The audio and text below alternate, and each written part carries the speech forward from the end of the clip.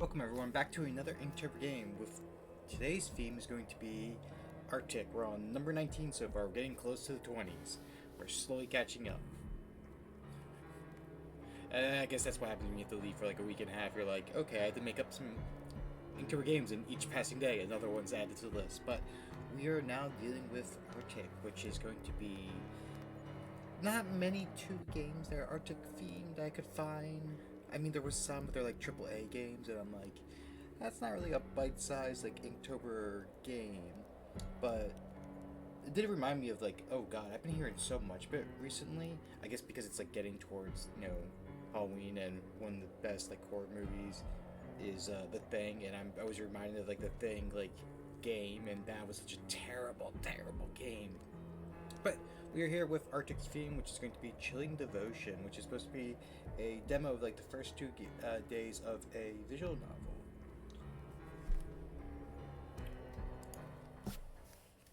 Day 1, Unexpected Guest.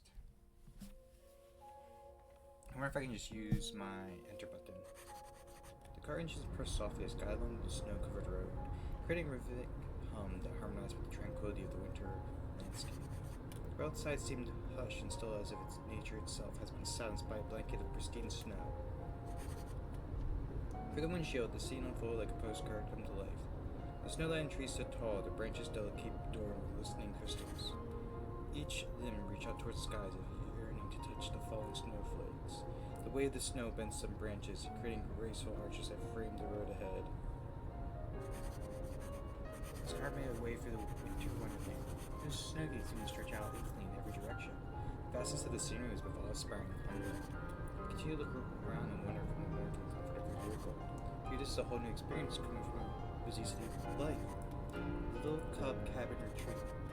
It was advertised as the coziest escape in the heart of snowy mountain wilderness. Unplug and experience tranquility and unforgettable views of snow-capped peaks and towering pine trees right outside your window. It's not exactly what you need at the time. You immediately cabin for just for a week. Look down at the directions you downloaded the game. Turn to the Little Club Trail and it's the first cabin on the left. So the cars you purchase signs. Some of the leftovers of the Little Cub peek out from under the snow. Turn to the trail in your car bumps along the unpaved, snowy dirt path. You look around intently for the first cabin you see for the increasing snowfall.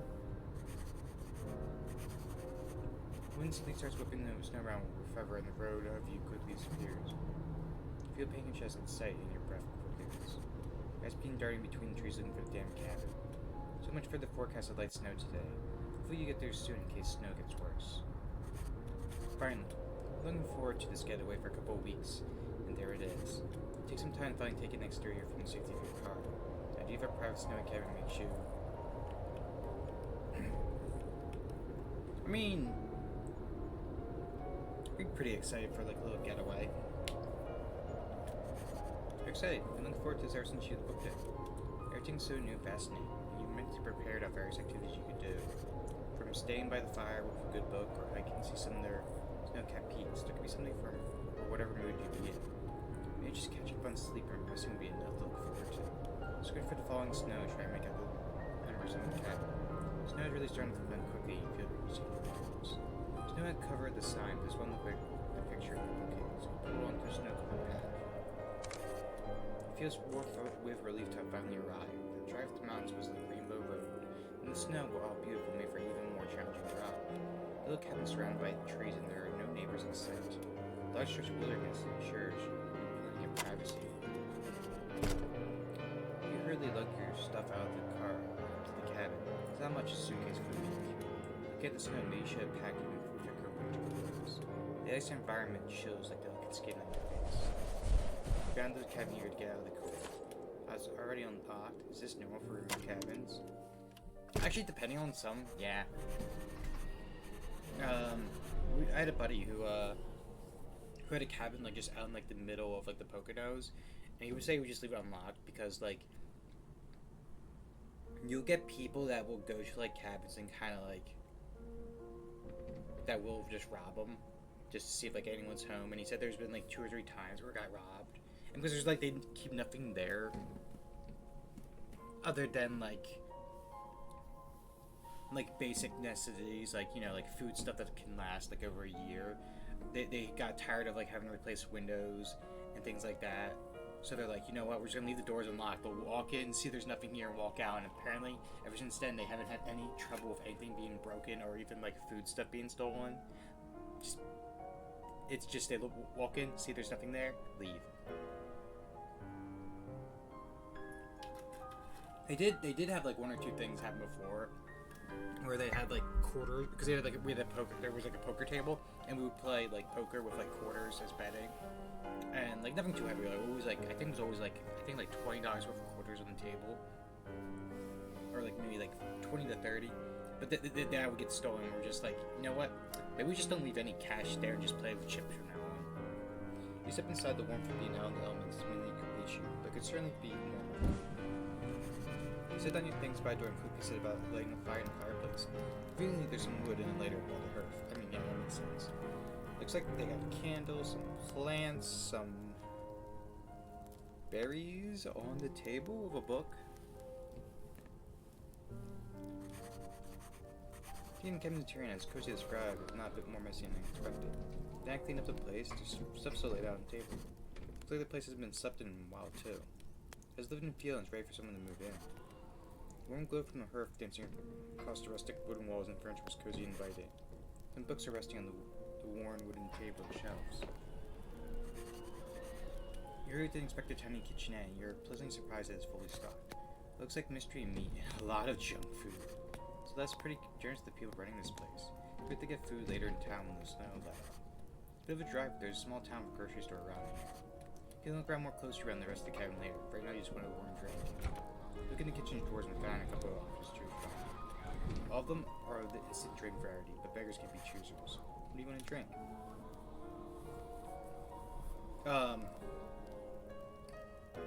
That's always a fun little struggle when it comes to like camping.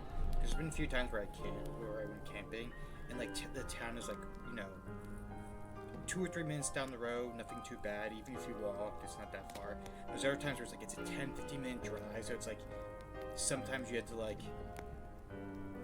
bring food with you, and other times like you don't have to bring anything because it's like right there. It's always good to do some research because like there's been times where it's like when did a not disaster on the camping trip, but like a pretty rough one. We went camping and we're like, oh, we're all gonna do our own like shopping for food, and then it was just like a bit of a mess because like someone brought something. They would think of like 2 or 3 things they eat and then realize like, oh, this is not really enough for a full meal. This is just like enough to snack. Like I think someone brought like was like bacon and then like snack foods, and then when it came to like dinner, you're like, oh, I didn't pack anything for I didn't buy anything that was for like dinner. So like sometimes it's just you get to like do some really careful planning. Like someone will bring like all the dinner stuff, someone will bring all the breakfast, someone will get drinks, things like that. Hot cocoa though. Grab a pack of instant hot cocoa. You find a pot and start to heat some water on the gas stove. It's been a while since you've used one of these. Check your phone, there's no signal. You do spot a landline on the countertop if you need to call anyone. It's been a while since you've seen one of those too. No matter how far from civilization you are. I still have a landline actually. A pot of water simmers on the stove and you pour some into a cup for your hot cocoa. The smell of hot cocoa fills the room and the warmth from the cup warms your frozen hands. The night rouses suddenly and you jump from your thoughts. Snow from earlier has really picked up into the storm now, the heavy fall of snow blurring the landscape up the window. The wind howls and rouses the windows again, and the sharp, erratic bursts make you flinch every time. Snow now slams against the cabin in chaotic flurries. One of the windows would hold against the storm's fury. It's a bit concerning because it's a perfect contrast to the safety of the cabin. The cabin was a small sanctuary that was holding back the icy wilderness beyond its walls. Luckily, you've had food here and you made it before the weather took a turn for the worse. Whether or not, you're planning on bunkering down here initially anyway. Just as you start settling in near the hearth, when you forgot drink, there was knocking at the door. You snap your head towards the sound and you feel your heart racing with fear. You weren't expecting one. Thought of a stranger out here in the middle of nowhere during a snowstorm sent a shiver down your spine. Maybe it was the cabin's host or someone that needed help. You sit down your drink at the table gently and look toward the door. What will you do now? Yeah, I'll open the door. You take a deep breath and make your way to the door, stealing yourself wherever it is on the other side. When you Step in the door, you're greeted by a tall figure wearing a mask, their expression hidden. Breath catches in your throat, the looming sight, fear frightened a little longer. A biting cold wind rushes in from the back of the door. The unknown visitors bundle up their clothes in the wet snow, left with the rest they'll show for the mask. Hi, how can I help you? Harry says nothing, silence them out shutting the air further. But reflexively take a step back and put the door's hand on ready to slam the door shut and lock it. The stranger seems to notice this and slams his hand on the door, preventing you from closing it. Instead of moving you, freeze. Yeah, don't attack or run. Your fear takes over you and fear by tense up like a statue. Your eyes looking at the stranger, and your breath stops in your chest. To your horror, the stranger reaches over to grip your arm while you're still holding onto the door. You're too shocked to do anything. His hands are strong but not painful, and they anchor you firmly in place in front of him. It tastes unreadable, neither angry nor amused, just unbelievable. The storm outside the house louder is taunting you in the situation. What do you do now? Please. The stranger grip on your arm to hate this. I'm afraid I can't do that. The chill runs through you as you hear that low, cold, menacing voice that just like sovereign drive to it. His words hang heavy in the air, making the eager breaths roar the winds. Just you're starting to feel lightheaded, the stranger adds matter-of-factly. Especially not in this way. There's a snowstorm. You survive out there alone. You only make it 5 minutes in the storm by the looks of you. Huh? He said let's go of you. Actually so sudden you swim back into the cabin's interior and the stranger takes a step in. The stranger Mac's face remains unreadable as they shut the door behind him, but seeing you both inside. The stranger pulls down his mask to reveal his face. He begins dusting off the snow from his clothes and goes to hang up his overcoat by the door naturally. I'm Jin. This is my place. He stares speechlessly at this casual statement if he's not aware of the scare he just gave you. What's your name? Yeah, I'll tell him. I'll tell him it is Suki. There's an awkward beep for you guys for you to take a seat by the fireplace. Sure, I'll sit down. He simply follows suggestions down and chair with a creak. He takes off his hat and dusts off snow before falling you and taking a seat as well.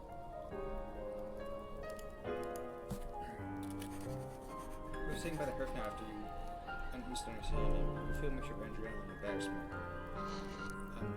Really sorry about before.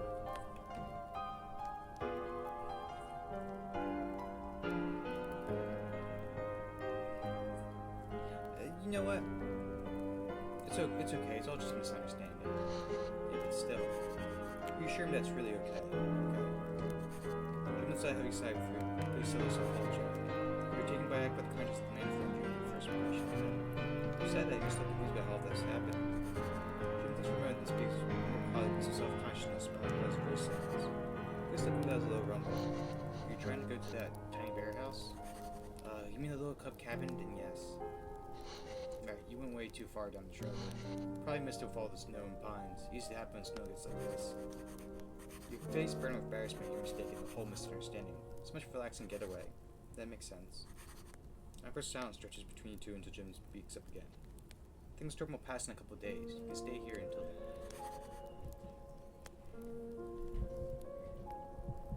A couple of days? Be right back one moment, actually.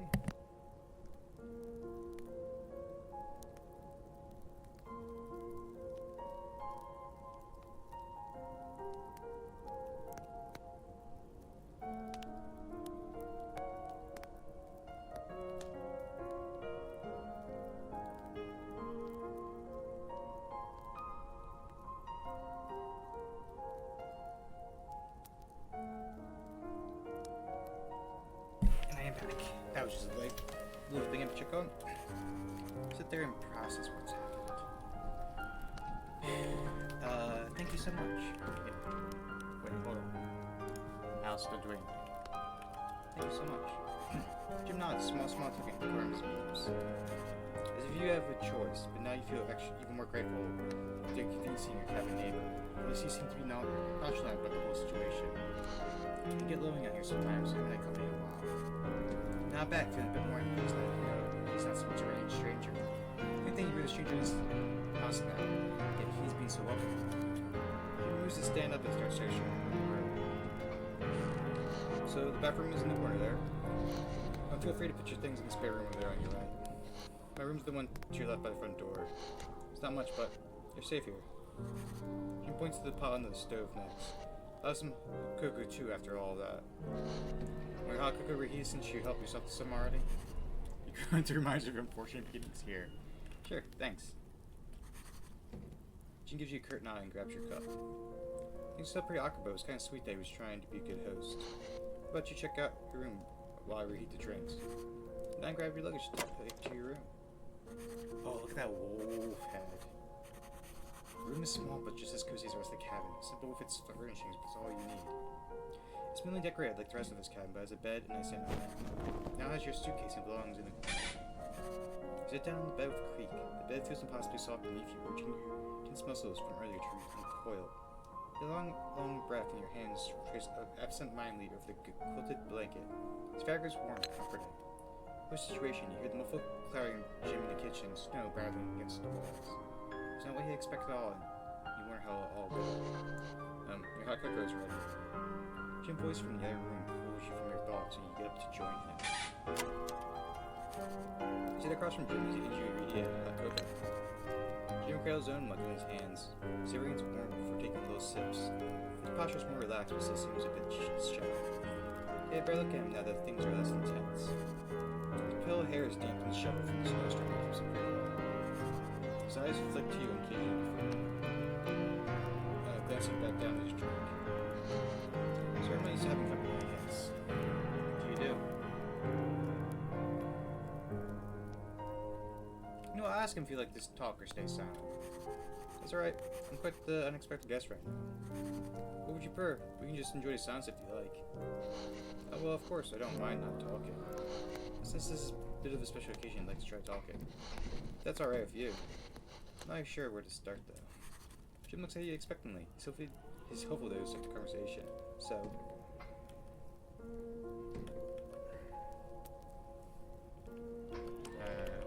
what are you doing outside just now? Just checking some traps to set out in the wood nearby. Traps? Traps for a small game like rabbits and such mostly. Nothing in the traps today, probably all hiding from the storm. Oh, I see. You explained the mystery game in the fridge earlier. So, you that all the time? Consider that you the answers while looking to the fire. We just be not all the time, just when I need to get away. But no, yeah, this is where I live. The place is steady, but there's something unpardonable in his tone, like he's not used to explaining himself. Get away from what? He's a bit hesitant, maybe from trying to find the right word for it. Something I want to say. Everything. The noise that people is just too much. I understand. Me too. You know, I'm feeling a strange sense of understanding. I get it. That's why I wanted to come out here too. Just needed a break from it. I wish I could be away all the time, but I have responsibilities. Jim's lips switched to a faded smile for the first time since talking his gaze hold church for a while. Instead, we end up in the wrong cabin. I'll laugh, yeah. Your cheeks were my last off laugh. Yeah, not exactly a peaceful getaway, I don't mind. You're surprised by the rich depth of the chuckle despite how trying to be quiet. It seems as pleasant as warm. This is gonna be like Mushroom Oasis, where like, you know, Mushroom Oasis, like if you play as a good, like you're kind and nice, like everything goes really well, but if you're not nice or kind, like it's gonna end up like you're going to die. Like I wonder if that's gonna happen too. Well, I guess it's not every day you accidentally break into someone else's house. The initial tension between you is melted away as you both laugh about it. I hope you do get what you came here for. You can't but smile as gentle words. So, the storm seems pretty rough. Yeah, but it should calm down in a day or two. If you want, I can make sure you get to the right cabin then. Mountain weather can be unpredictable. One moment's cleared and dangerous in an instant. Snow a bit early this year, but it's not uncommon. Snow falls hard, and the wind, well, it howls like it's got something to prove. Not long as an explanation. We're unaware of how it was in the mountains. That's a soft chuckle before continuing running a hand through his messy hair. I knew the second I saw you that you were not used to this. If you don't know what you're doing and you try to go out there, well, pretty much asking for trouble then. Yep, it's like Mushroom Oasis, isn't it?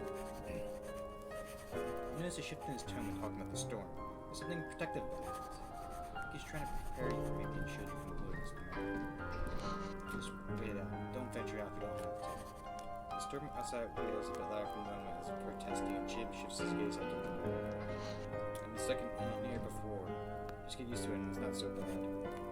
You Taking his words, you get the impression he's used to navigating the chaos of the now. With him, maybe you could too. So, what do you do out here? Be in nature and be alive. Yeah, like hiking?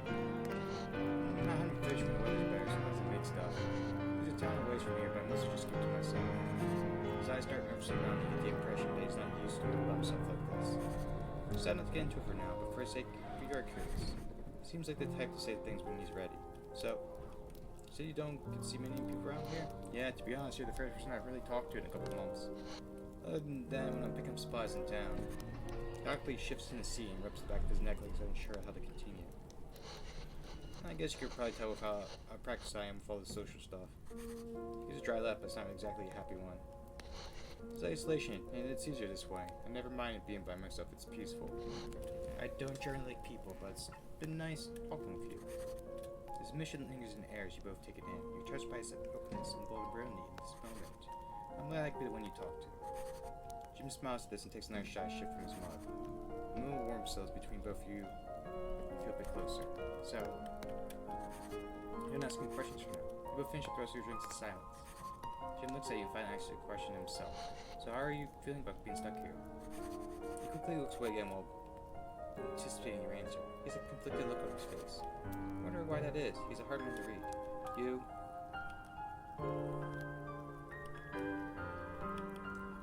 Oh, there's a heart? You know, I'm curious. I'd like to stay here longer. I should really like it here. I see myself spending my whole stay here, honestly. It's been nice having you as company. Yeah, well, to be honest, too, I've been liking your company, too. What I'm trying to say is, you can stay here longer if you want. But you don't gotta decide now, maybe your feelings will change. Although I'm happy you feel that way. It's not much flustered with sincere response. I guess you'll have to see how things will go. Jim looks back at the flickering embers and fire seems to be weighing his response in his head. I wonder what he's thinking, but can't bring yourself to interrupt his thoughts. You only look into the fire, too, the dancing flames floating to its trance as your mind wanders. Time flows as the sun disappears from the sky, and you're both left with dying fire. At some point, you find yourself watching him. His features are softer in the firelight, more mature than before. He looks much more friendly now that he's taken out his outer wear and is relaxing in a much more casual outfit. He doesn't seem to talk much, but his voice carries a quiet intensity, like every word matters. He glances at you and catches you staring. You quickly look down at your empty mug, feeling the heat rising in your face from being hot. He doesn't say anything at first, but now you feel him observing you back. What?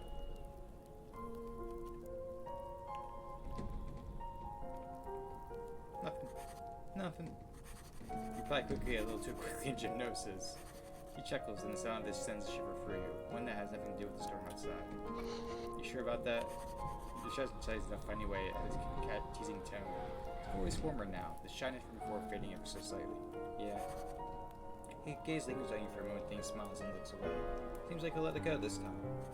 Then Jim looks into his empty mug, now cold. Well, I think I'll call it a night. Jim gets up and holds out a hand to take my empty mug from me too. Trying to be gracious to you. Give him your cup and his lips curve into a small smile. He walks to the kitchen and places both your mugs in the tiny sink bowl for chip clink. And Jim goes at her room and puts out the rest of the fire before heading to the door. Give him walk to your room. You hear Jim closing the door to your room. Jim lingers by his door and glances back at him. Okay, well, good night, Ziggy. Good night, Jim. Say your good nights and go to your respective rooms. Yeah, like, can I stay in your room? Don't push your luck, buddy. The door creaks as you close it. It's all the way, and you return toward your room for the next couple of days. It was much nicer than how your first meeting started. You're getting to know Jim a lot more, and you're both are getting along. Your unexpected host is trying to be a pleasant surprise. You change to your sleeping clothes and jump under the covers for warmth. The storm is still raging outside as much as it was earlier. You start to relax and soon the storm outside starts to sound like a white noise. The events of the day are taking their toll on you. Before you arrive, you are feeling excited. Everything that has happened, you feel hopeful. Hopefully you can still have a good time on your vacation. While things considered, it could be a lot worse. Tomorrow will be a brand new day and you'll try to make the most of the situation. Think about how you feel you drift off to sleep wondering what the rest of the week has in store for you. Darkness takes you in your dream of being deep in the mountains. The air is vicious, thick with the scent of old blood. From the abyss, a pair of golden moon-like eyes glow from the retiring figure. The shadow moves too fluid, too slight, just beyond your grasp. The tree screams, the ground heaves, and then a sound, low, guttural, laughing. His voice is not sound but vibration. hum of a wop snacks, the groan of a news cable. You're such a delicate thing. I wrap it on the altar. You're the perfect sacrifice. Breath comes fast, but not with fear but rapture. You seem to recognize something, to be known, to press your rotting heart against something really equally ruined. See how we watch? See how we match, okay. Barely even notice when the growl roots from below wrap around your legs up. The forest that screams to you. The one who dreams the wolves. And the darkness reaches for you. The voice calls to you once more. I'll let the wolf have you just for a little while. Is Jim not the bad guy of this game? Is it actually something else on the mound? Are we teaming up with Jim to fight it? You're marked now. The storm listens. The trees remember. Ooh, okay. I see what's going on. You wake with a gasp. The remnants of the dream cling to you like a forest. Something like eyes burn to you from the shadows of the pines. Something that knew your name. The voice like cracking eyes. Consciously, your fingers bury into the quilt. Your pulse hammering like a trapped thing. Morning light seeps through the frosted windows. With the sound of the gas stove clicking on the ash of the flames. Jim is awake, moving through the cabin with the creak of floorboards and his careful steps. The bedroom door squeaks as you step out. Jim keeps his back to you, fingers fumbling the coffee tin like it's the most fascinating thing in the world. Ah, you're finally awake. You sit down at the table. Jim sets a chip mug on the table and joins you. Steam curls from it. Ghostly in the cold air. He doesn't speak. Silent stretch hot as a chirp wire. Suki, it's for you. Jim pushes the mug toward you as an offering. His eyes start around the room, a nervous habit you beginning to recognize. Take the mug. Drink inside is hot cocoa, hot and fragrant. Exactly as you like it. The scent wraps around you, warm and familiar. You didn't realize how thirsty you were until now. Jim watches you intently. Drink. You know what? He takes it from the mug and it's good, really good. Drink a bigger wolf or even realize it. Jim's shoulders are clenched, just a fraction. Glad you like it. Jim's posture softens. He watches you with something like gratitude. Fingers tapping absent room against the table. The steam from your mug curls around you like a serene fall. Jim watches not the drink, not your hands, but the space where your lips will meet the rim. The silence stretches, charged with something unspoken. The room for your drink spreads for your chest, familiar and comforting. It's good, how's the temperature? Not that it's perfect. With pride barely hidden, a flicker of satisfaction crosses his face. He leans back in his chair, fingers drumming once against the table. I remember how you take it. Before you know it, you drink it all. Jim holds out his hand to take your mug and you oblige. Then he buries himself taking your mug to the sink. He catches away his thumb and rubs over the spot your lips just touched. Unless you're hungry, I'll make some food to go for your drink. He grabs down and pulls out a cooler from under the sink. I think you hear the clink of a lock, but you can't see past Jim's form. Place some ingredients on the counter. Flour, potatoes, onions, eggs, and toast. Not too fancy, but it'll do. Jim moves with hard and efficiently at the stove, but he layers greens into a cast iron pan. Good to help. You step beside him, reaching for a knife to chop vegetables. Hands catches yours, enough to stab you to get out of your grip. Knife sharper than look. Here. He adjusts your fingers, his palm warm against yours. Smaller cuts. Look quick even. You work in comfortable silence, shoulders brushing occasionally. When the meal's ready, he places it carefully, nudging the best portions towards your side. His boot knocks slightly against your under the table with a tiny, grounding touch. We make a good team. Oh, that does look fucking delicious. Like pancakes, see potato eggs, a homemade jam too. Food is simple but perfect. Fluffy eggs, crispy potatoes, pancakes, tube slurs, fine jam. Jim lets the dark preserves up on the table for you. Everything sweet scent to you in case you wanted more. Someone growls loudly at the sight of the smell. Good, you have an appetite. Go on and dig in. He doesn't eat until you do. His gay near leaves your face. He wants you to take the first bite. His fingers dripping the table until you nod approval. Pancakes are just sweet enough. The preserves taste like blackberries and something darker higher. No, just your imagination. I actually have a blackberry wine on my table now that I think about it. Blackberries are really good.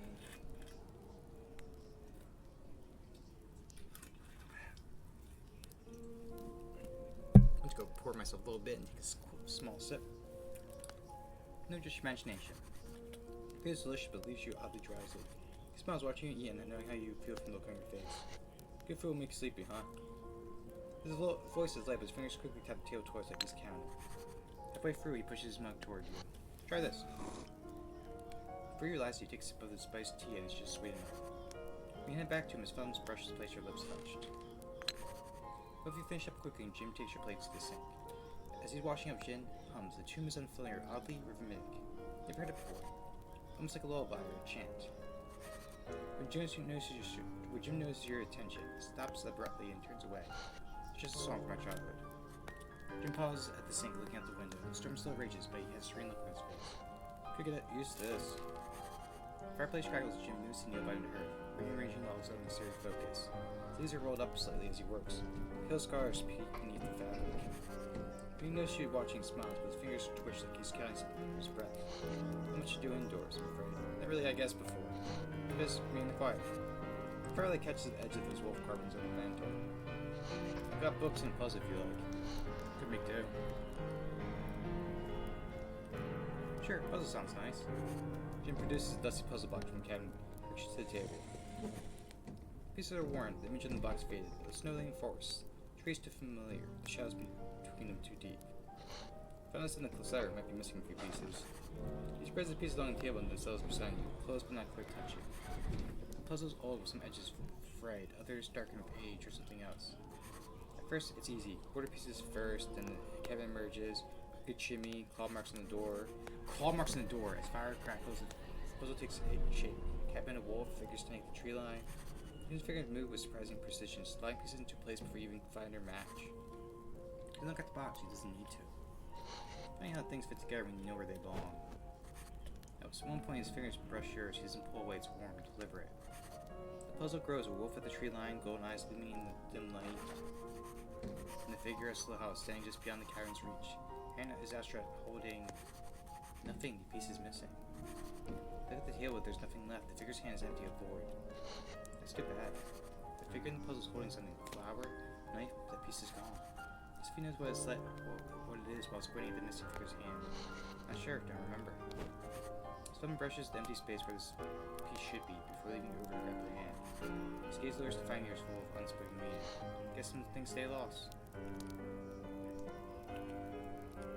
Done this before? Jim's smile fires and the thumb out of the crystalline wrist, making your pulse jump. I had a lot of time to practice. Nights kill on when you're ready. Jim releases your hand, his fingers like curling slowly as inspiration. For a moment, his palms hover like another cheek back, and he exhales, flexing his hands and shaking off a thought. Jim stays close for this press fin before heading back from the table to get the puzzle's box. And that missing piece will turn up later. His gaze lingers on the empty space where the last piece should be. He carefully gathers an incomplete puzzle and puts it back in its box. He stands stretching with forced casualness. Let's see, anything else? Do you have any novels? Jim's smile flickers as he goes over to the small bookcase. Runs a figure along the bookshelf, interesting tales like folk remedies, the valley, and surviving the wilds. Most of these are not exactly like reading. Book's a bare novel with a price fire bookmark. But this one's okay. Romance, well, sort of. Hands you the book and the flower to look at. The flower feels a bit chill in your hand. Your imagination. The cover is faded, but you catch it tightly. Hair in the hollow. You flip it open to chapter 12, The First Snow. There are handwritten notes carving the margins. Liars, don't trust the moon, promise. Wait.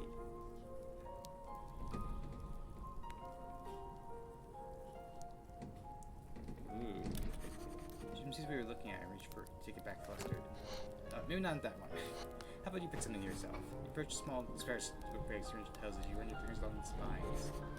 Word and survive edible plants that history are not tying, seriously. Your fingers press on a warm leather spine, tucked between two larger fountains, stuffed title. Reach for the entire book. Jim breaths hitches and he laughs too loud. Oh, that's just my weather law. Terrible handwriting here. He snatched a battered poetry collection from the shelf, humming to random page. I like this poetry book. Let's see. The voice of its reverend mother reads, Moon's bride forgotten forgets her name, her fingers reading his rose. He stops abruptly, snapping the book shut. The fire pops, smiles and reaches eyes. Maybe let's do something else. The poetry book lies forgotten between you and you suddenly realize that the pressed fire bookmark still in your palm. It feels oddly cold against your skin. Jim catches you look at the fire and gazes at you expectantly. I'm going to return it. Said offer back to Jim with a shrug. You hold it out to him. Jim's mouth falters. He doesn't take it, just stares at the petal in your hand like you handed him a wounded bird. Oh, I thought you'd... Never mind. There's an awkward beat then. Jim finally plucks a pill from your hand, tucking it back into his pocket. I was here for you, in case you change your mind. Oh, that was a gift for us? What now? Get back to your room. You Entering your room and Jim's still thinking. His fingers tap once, check against your arm, and he smiles but doesn't reach his eyes. Tired already? He doesn't mean to stop you, but as you turn, you catch the red flick in the darkened window. Guess the cold gets too fat. Guess the folks fact I remember. Used to it myself. Person is raw, jaw clenched like a man watching something precious slip for his fingers. I'll come at you when it's dinner time. Get some rest for now. Head back to your room for now, the door closed behind you. Sounds soft, fine. Soft, final. You sit on the edge of the bed, the weight of the day pressing into your shoulders like hair. You stare at the frost-stained glass, the storm still rages, snow piling drifts against the pane. Breath fogs the full surface. Your breath evens out, fogging glass never pulse. But realizing you trace the same looking pattern, Jimmy stirs coffee to the glass. Feeling more accepting of your situation, maybe resent is a better word. This no longer looks frightening, just inevitable, like this turn of seasons. Close your eyes and try to rest, tossing fitfully. Feeling still you as you try to sleep. If at all, it's hard to tell the time in this snowstorm. Shadows stretch across your room, you've been warned if it's evening time yet. Jim has come to get you, but the hunger stomach pulls you out of bed. When you get up, you notice the door slightly ajar. You could have sworn that you had closed it. The storm has trapped you both inside for another day. The wind howls through the creaks and the cavern wall. So Jim seems almost content. He's at the table, a small knife in hand, rolling it away at the block of oak. His moves are careful and precise, like a man pouring sacred rite. He doesn't look at you, but he catches the way his fingers linger over the wood, shaping it with something like reverence. Gently alert him to you. You softly clear your throat and purposely creak the wood underneath you as you approach. Jim looks up at you with clear eyes. Ah, Suki, almost done. There. Oh, it's like carving of a rabbit. A small, fragile thing, ears folded back, body closed, ready to flee. When the carving is finished, Jim hesitates. He thumbs a brush over the creature's back, asking for its form. He seems to consider the object in his hands before putting the carving away into his pocket without another word. You notice a flash of pain across his face before he turns away. Let him go. You see nothing. Jim hesitates for a minute as waiting for you to stop him. You don't, his jaw clings. Well, good night, though. Doesn't look at his walk away. His footsteps are too measured. His shoulders rigid. The door to his room clicks shut behind him. If nothing else to do, you also go back to your room. So we just don't eat for the day? The bed creaks as you settle in. The blanket's too stiff, the air too still. Oh. You try to sleep, but it comes in shallow waves. Each time you start to drift to sleep, the shadows at the edge of the room seem to shift just slightly. A thud, a muffled curse. The creak of floorboards bearing weight. The cabin is too quiet for the sound to be anything but deliberate. You sit up, a shiver of light bleeds under your door. Someone's still awake. You are drawn to the noise and venture out to your room. Night falls heavily over the cabin. Fire reduced to embers. The wind has quieted. The silence is worse, fickle instead of words. Jim stands by the window, his back to you, fingers absent tracing the edge of the wood carving knife. You see the tension in his shoulders, the way his breath fogs the glass in uneven bursts. He knows you're watching, he already knows. Jim? A shudder runs him when you call to him. For a long moment he doesn't move. Then slowly he sets out the covering knife away and turns to face you. When Jim turns to face you, the moonlight paints his face in blue and shadow. His heart's dark and unreadable. There's something wrong in his expression, something hungry isn't dulled at once. Couldn't sleep. You should be asleep. His voice is rough, raw. Are you awake? I'm sorry for bothering you. Air between you is charged electric. He swallows hard, his gaze flicking to your lips in a way like he's afraid of what he might do if he looks too low. Do not kiss me. Sure. Hesitate, his hands moving over your face like he's afraid to touch you. Leaning in, he lets out a shaky breath, his fingers finally brushing your cheek. The kiss is soft, almost tentative, a question not a command. His lips are chapped from the cold, but warm, so warm. When he pulls back, his eyes are wide. Warm. Okay, so step forward was you kissing it versus him telling you to keep it. Okay, I see what now. You stepping forward was you initiating, where the kiss me would be him initiating. Okay, I get it. I did it. You kiss him again, this time he whimpers against your mouth. His wet. Okay, is this gonna get a bit too 18 plus here? To curl your face. Then put your eyes afterwards, ears ready, touch his lips like he's trying to memorize the feeling. Jim suddenly pulls away from you like he's untouched by fire. They have to go. He begins grabbing his heavy winter clothes and everything door. You reach out to him, but he gives you a dangerous look. Don't follow me. I mean, yeah, we're not prepared for the winter out there. And it's dark. There's a cabin, the door slammed behind him. The door clicked shut behind their spitty silence. Then the painful click of the lock engaging. Look out the window. The window you see Jim's retreating figure, his shoulders hunch against the wind and snow. Look, he's holding something. He doesn't look back.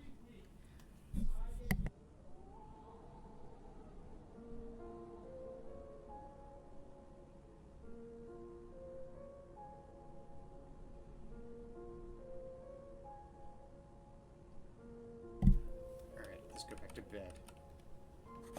You hear the accenting wood outside over and over again. Yeah. Night stretches on. Jim's touch lingers like a brand. Jim seems to have no intention of returning tonight.